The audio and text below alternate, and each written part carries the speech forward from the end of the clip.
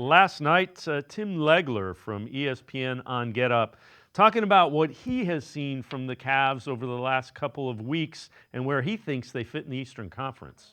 Listen, the Cavaliers are legit, and it's for three very specific reasons of why I think this is a different scenario than last year with the Cavaliers.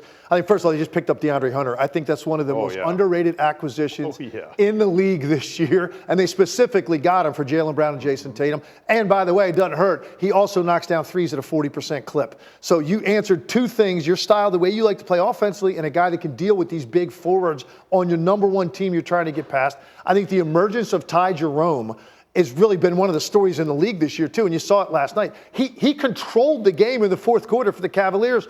And then the last thing is the emergence of Evan Mobley. He's a different player offensively with his confidence, his aggressiveness. So you add all that up. This is a team that lost in the second round last year to the Celtics.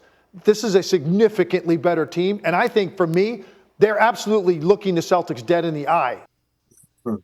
With that, let's welcome in Ethan Sands, Cavs beat reporter for Plain Dealer, cleveland.com. Feeling under the weather, so we appreciate you playing a little bit hurt. I don't disagree with anything that Tim Legler said. I think all those are very valid and very important points.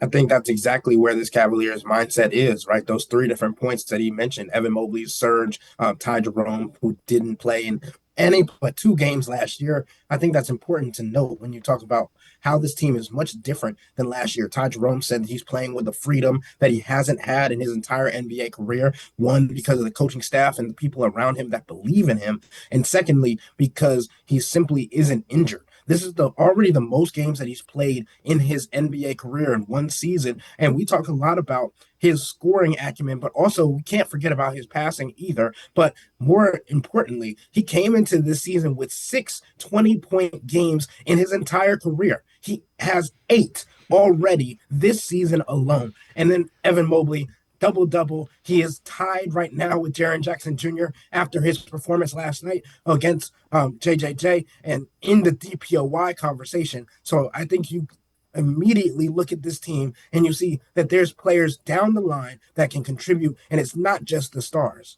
Yeah, and Ty Jerome, man, you needed a backup point guard, and boy, he's playing like a starting point guard on a team, and pretty much any team that doesn't have a guy like Darius Garland, he could very well be a starting point guard.